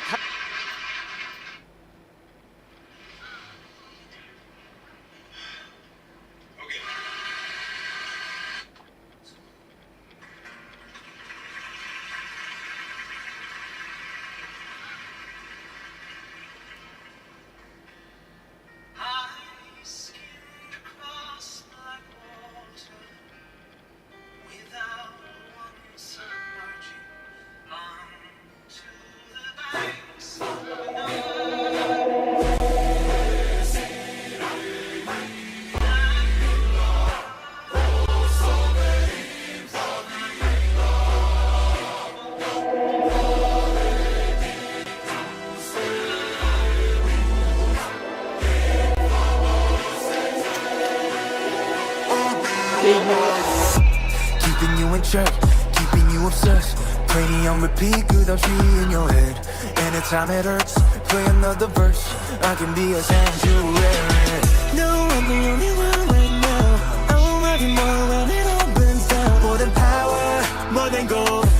Yeah, you gave me your heart, now I'm here for your soul. I'm the only one who will love your sins. Feel the way my voice gets underneath your skin. Listen, 'cause I'm preaching to the choir. Can I get the mic a little higher? Give me your desire. I can be the star you rely on. Never hold a chair, you can't look away. Don't you know I'm here to save you? Got me run the mile. Yeah, I'm all you need, I'ma be your idol.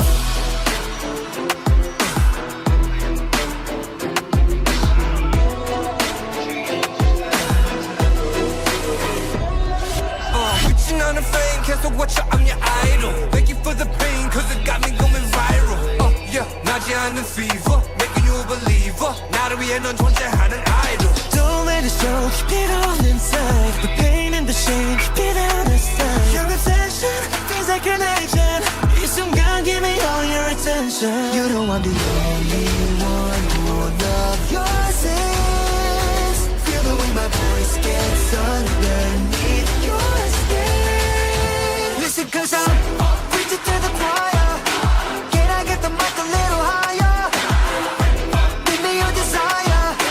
I can be the star you rely on. Never hold a chair, you can't look away. Don't you know I'm here to save you? Got me running wild. Yeah, I'm all you need, I'ma be your idol.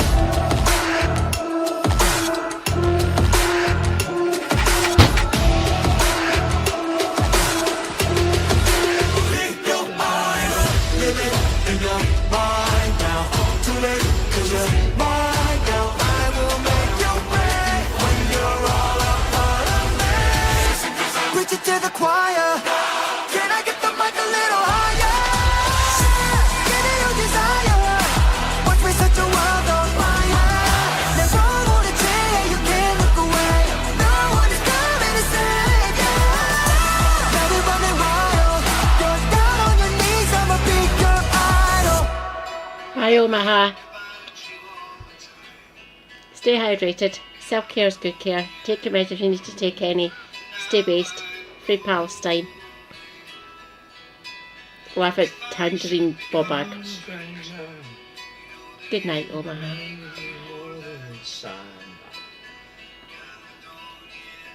Everything I've ever had.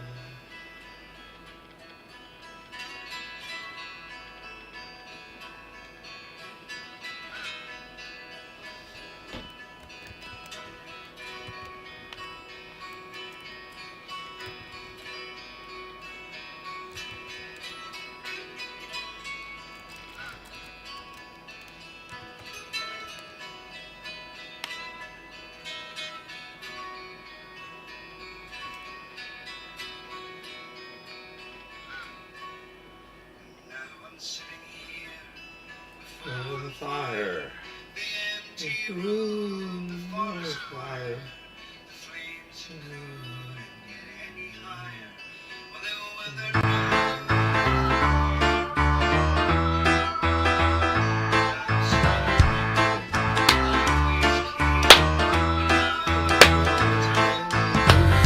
The last man standing in a sinister charade beneath the crumbling arches of our counterfeit arcade. Nobody knelt before us. He sang our Savior's chorus.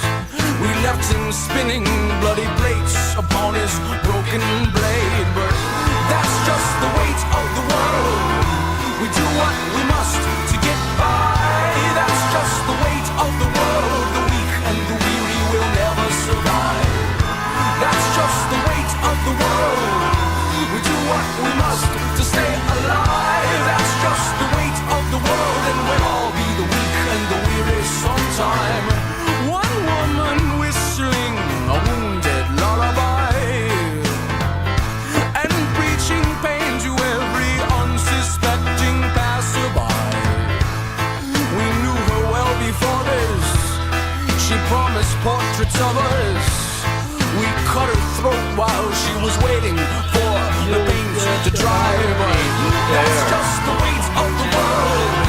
We do what we must to get by. That's just the weight of the world. The weak and the weary will never survive. That's just the weight of the world. We do what we must to stay alive. That's just the weight of the world. And we'll all be the weak and the weary sometime. And in the distance we'll hear melancholy moan.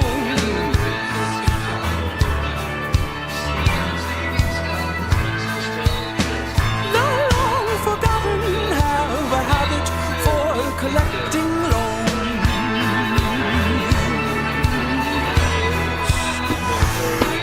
But that's just the weight of the world. We do what we must to get by. That's just the weight of the world. The weak and the weary will never survive. That's just the weight of the world. We do what we must to stay alive. That's just the weight of the world. And we'll all be the weak and the weary sometime. That's just the weight of the world. That's just the weight of the world.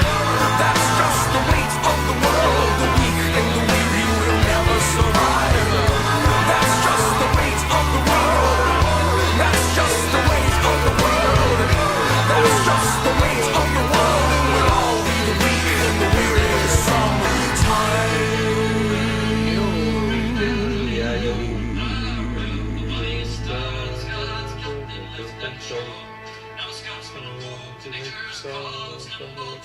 trees. Still, because of the disease.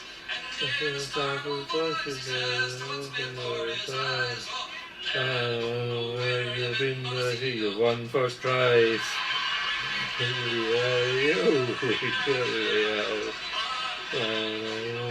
you been? You won first prize.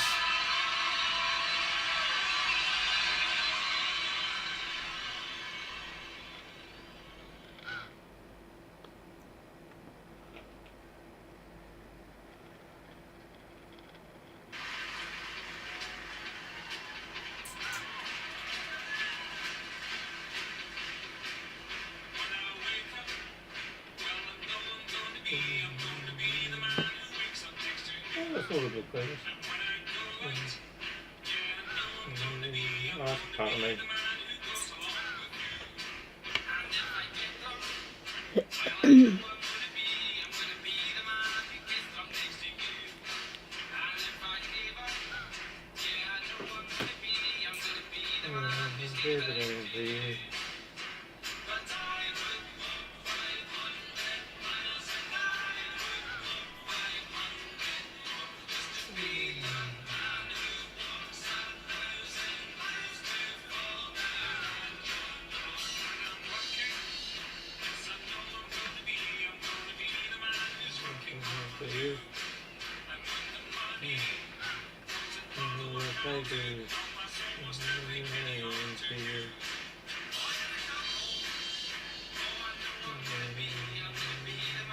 Thanks, Debbie. I thought it was this year. Thank you so much. I'm going to read out. I'll be back in a few hours.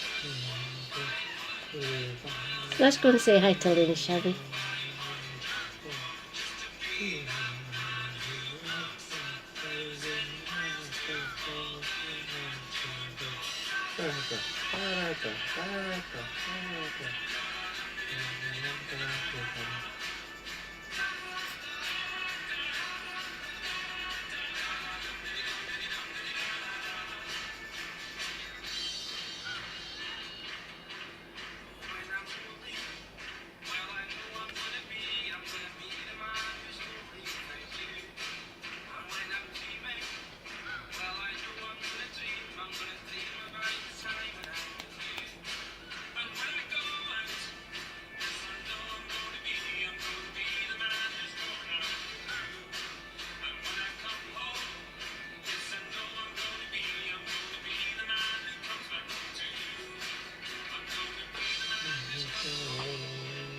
Cheers.